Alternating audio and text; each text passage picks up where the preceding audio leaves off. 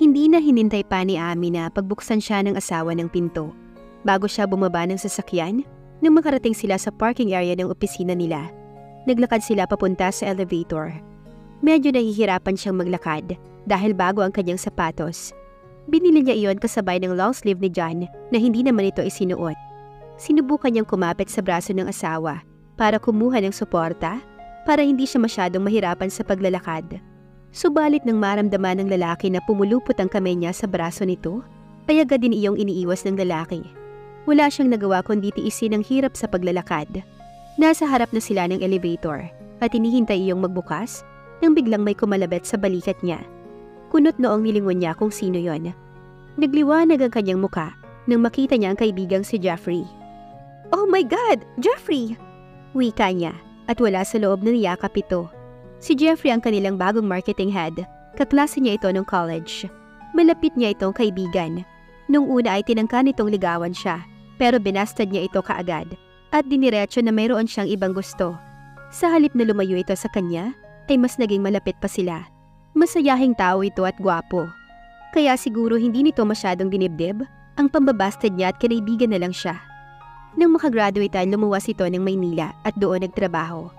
Matalino si Jeffrey, kaya hindi na nakapagtataka kung naging successful man ito. Minsan na itong na-feature sa isang sikat na business magazine. Ang akala niya nga itatanggi ito nang alukin niya itong magtrabaho sa kumpanya nila. Dahil malaking adjustment ang gagawin nito, dahil nakasettle na ito sa Maynila. Kaya naman laking tuwa niya nang tanggapin ito ang pagiging marketing head ng kanilang kumpanya. "Me!" Gumanti ito ng yakap sa kanya. "Oh, don't call me that!" Nakangiting saway niya rito. Pet name nito sa kanya ang Me, at ito lang ang tumatawag niyon sa kanya. "Let me introduce you to my husband, John Bermudez. John, this is Jeffrey Salazar, our new marketing head." "Nice to meet you, pare." Ini-extend ito ang kamay upang makipagkamay sa asawa niya, na tinanggap naman ito. "Welcome to the company," sagot ni John, bagamat ay hindi nakangiti. "Ang daya mo, hindi mo man lang ako inibita sa kasal mo." Baling ulit ni Jeffrey sa kanya. "Like you would have the time." Nakatawang sagot niya. "Alam ko naman na sobrang busy mo." Eksaktong bumukas ang elevator. Sabay-sabay silang pumasok doon. "Kahit gaano ako ka-busy, basta ikaw ang nag-imbita, gagawa ako ng paraan. Ang lakas mo kaya sa akin." "Ikaw talaga?" Sabi niya na lang dahil hindi niya alam ang isasagot rito. Ang totoo niya na wala siyang naimbita maski isang kaibigan ng araw ng kanilang kasal dahil biglaan ang naging kasal nila ni John. At sa bahay nila iyon ginanap. Nag-imbita lang si John ng kakilala nitong Wes.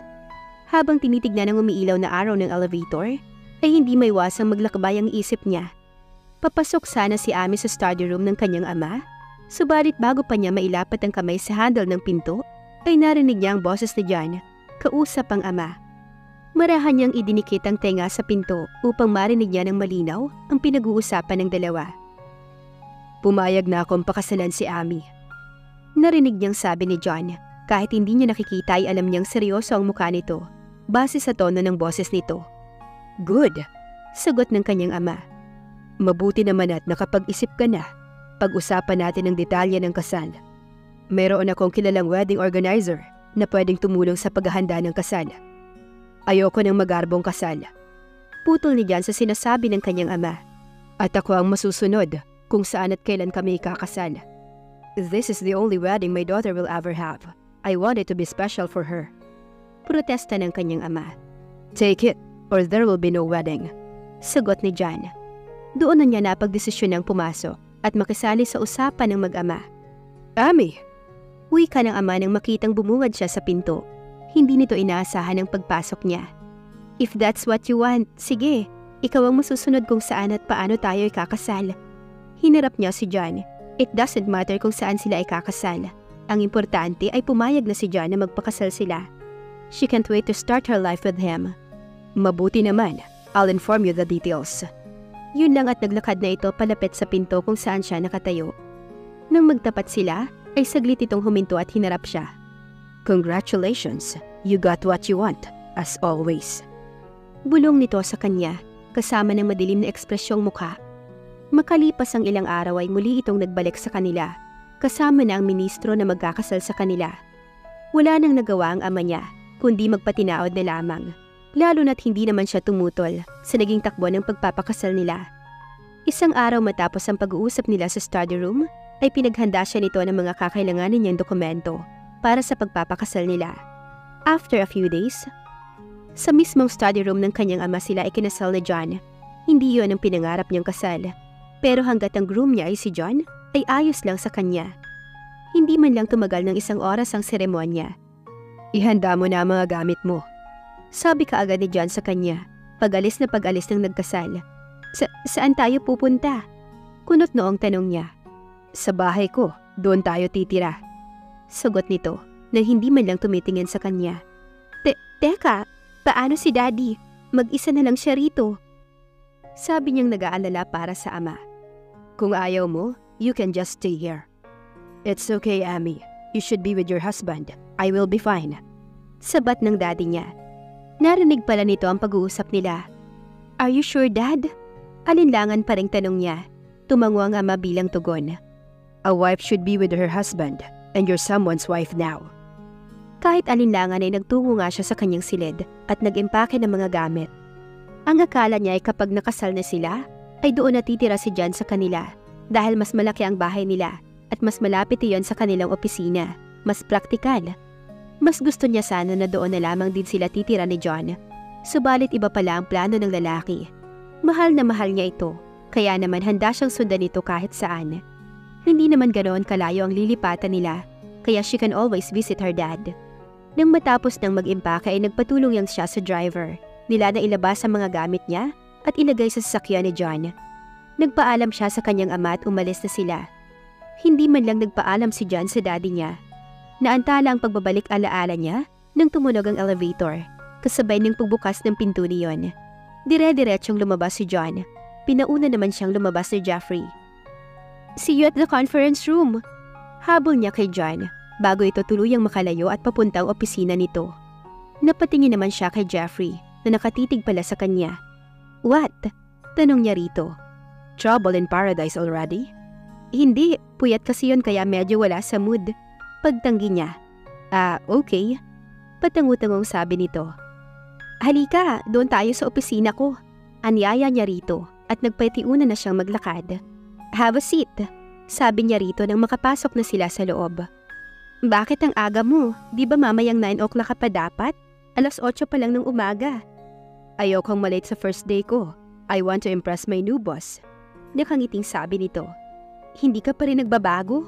Puro ka pa rin biro. Baka hindi mo alam, iyan ang lihim ko. Kaya medyo successful tayo. Medyo successful? Pahambal ka pa? Ikaw na ang cover ng magazine. Natatawang sabi ni Amy.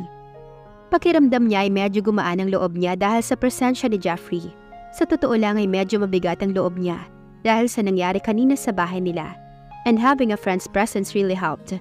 Nakita mo? Lalong lumuwag ang ngiti nito. Oo no? Congratulations nga pala. Thank you. Nag-breakfast ka na ba?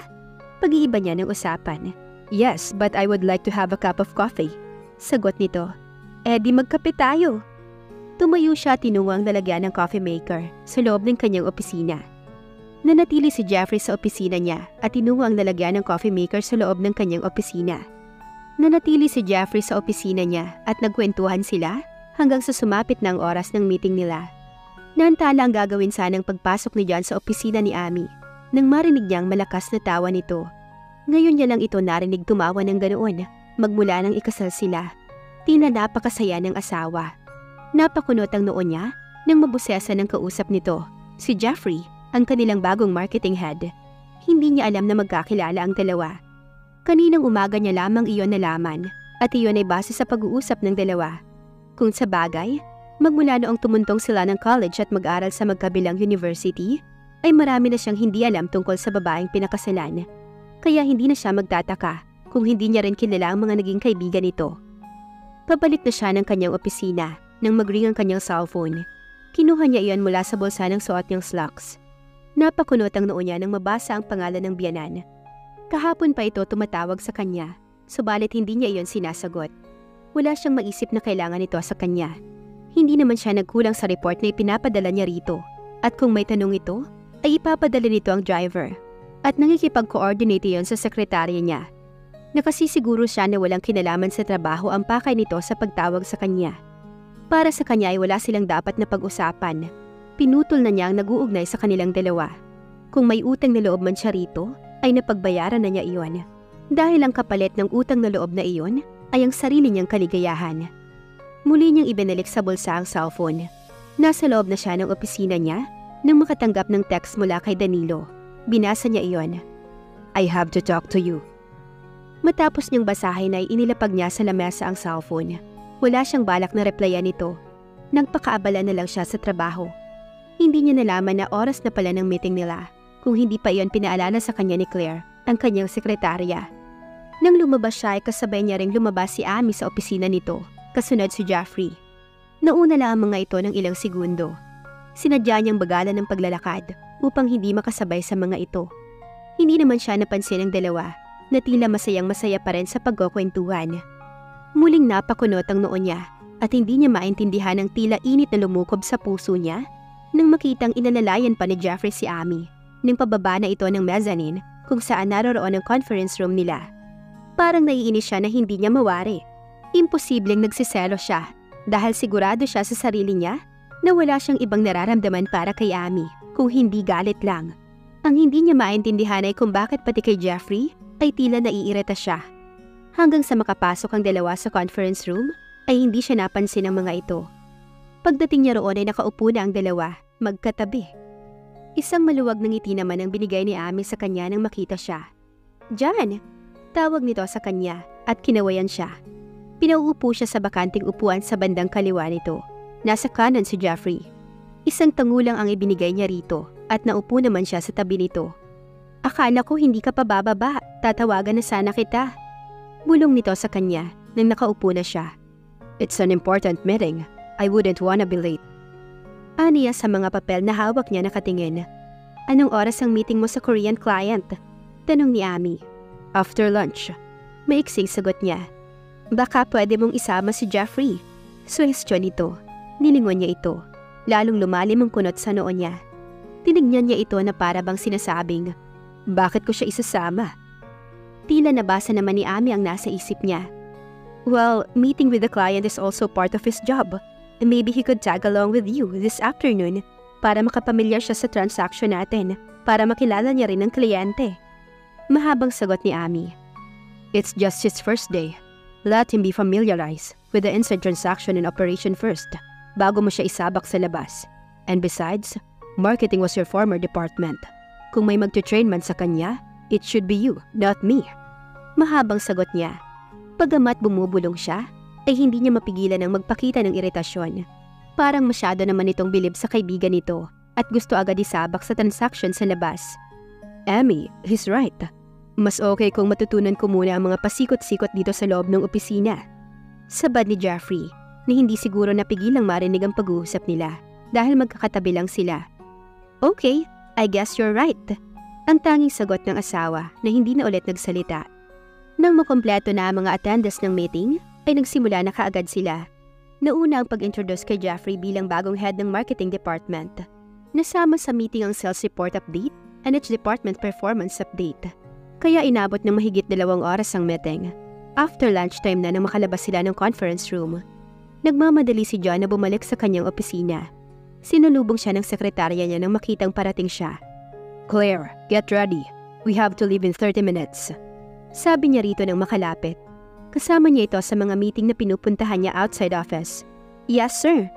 Magalang na sagot nito bago siya tuluyang makapasok sa loob ng opisina niya. Abala siya sa paghahanda para sa meeting nang pumasok si Amy sa opisina niya. Nang makitang ang asawa ang pumasok ay hindi siya kumibo at pinagpatuloy ang ginagawa. Do you have time? Let's grab a lunch. Anyaya ng babae sa kanya. I don't have time, Amy.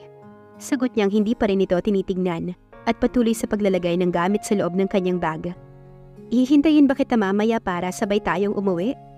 Don't wait for me. I don't know kung makakabalik pa ako dito sa opisina. Pinindot niya ang intercom. Claire, we're leaving. Sabi niya sa secretary. Yes, sir. Sagot ng sekretarya sa kabilang linya. Yun lang at binitbit na ang bag at dire-diretsyong lumabas ng opisina nang walang paalam sa asawa. Ingat ka!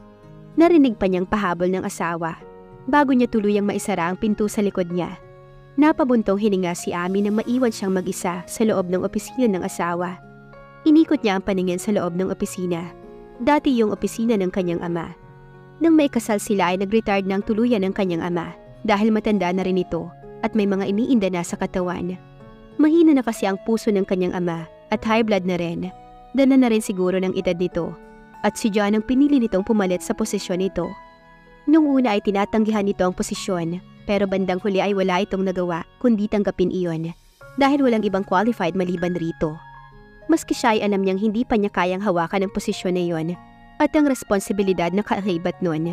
At dahil na rin siguro sa pagmamahal nito sa trabaho at sa pabrikang kinalakahan nito, kaya kalaunan ay tinanggap na rin ito ang pagiging presidente ng kumpanya. Naglakad siya palapit sa lamesa ni John. Malinis ang ibabaw na iyon. Mula noon at hanggang ngayon ay organized sa gamit niya si John.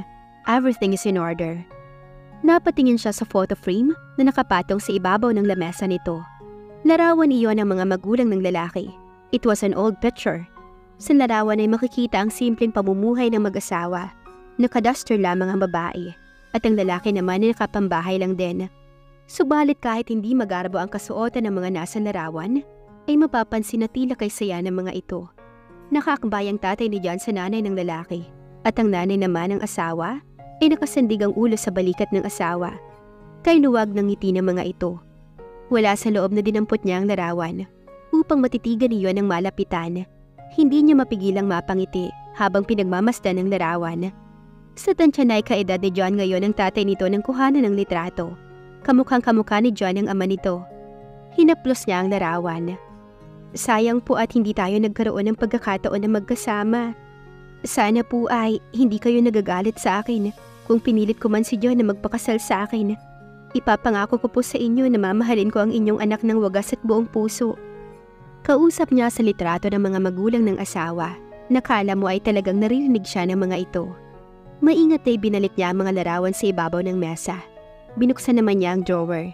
Minsan lang siyang maiwan mag-isa doon, kaya hindi niya mapigilang mag-usosyo sa mga gamit ng asawa. Hindi naman siya pakialamera na tao. Subalit dahil tila hindi niya mapigilan ng sarili ng mga lakal sa gamit ng lalaki, siguro ay umiiral ang kanyang wife instinct. Napakunot noo siya nang makita ang cellphone ng asawa sa loob ng drawer. Nang buksan niya iyon, ay agad niya itong kinuha at dinampot ang telepono para tawagan ng guard sa ibaba para pigilan na makaalis si John kung naroon pa nga ito.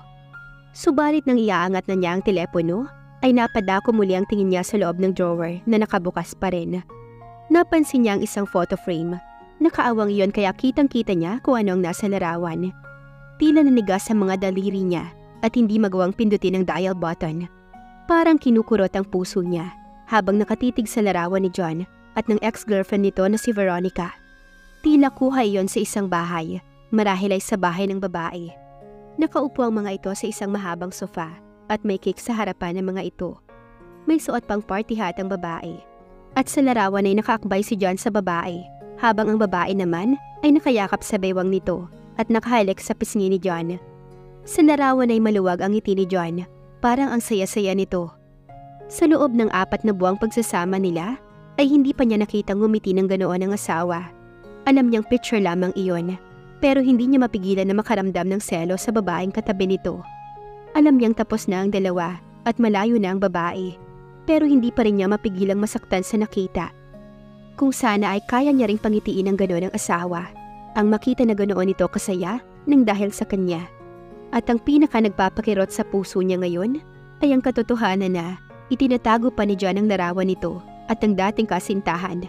Dahil nangangahulugan lamang iyon na hanggang ngayon ay hindi pa rin nakakalimutan ng asawa ang babae. Biglang bumukas ang pinto ng opisina. Mabilis ay sinara niya ang drawer nang makita si John. I left my phone. Sabi nito sa kanya. Tila hindi man lang nagulat na naroon pa rin siya. Oo nga, itatawag ko nga sana sa gwardiya eh. Buti na lang binalikan mo. Bahagyang nanginig ang boses niya. Tumayo siya para iabot dito ang kanyang cellphone. Naramdaman niyang bahagyang nangihina ang tuhod niya. Pero hindi niya iyon ipinahalata sa asawa. Pinilit niyang maglakad ng diretsyo. Sinalubong naman siya nito upang abutin ang cellphone. What are you doing here? Tanong nito nang magkalapit sila. Ha? Ano kasi? Medyo nahilo ko kaya hindi ako nakalabas kaagad. Umupo lang ako saglit para makapagpahinga. Tapos napansin ko nga na naiwan mo ang cellphone mo. Pagdadahilan niya. Alangan naman sabihin niyang nagtingin-tingin pa siya ng gamit kaya hindi siya nakalabas kaagad. Baka lalong madagdagan ang inis nito sa kanya. You should see a doctor kung hindi maganda ang pakiramdam mo. Suwestyon nito. Kulang lang siguro sa tulog. Sabi niya. Hindi naman siya totoong nahilo. Pero bahagyang pumitlag ang puso niya nang makasense siya ng kaunting concern mula sa asawa. Si Jeffrey na nga ba ang magiging dahilan ng pagsiselos ni John? Abangan sa susunod na kabanata. Please like, share, subscribe for more updates. Maraming salamat po.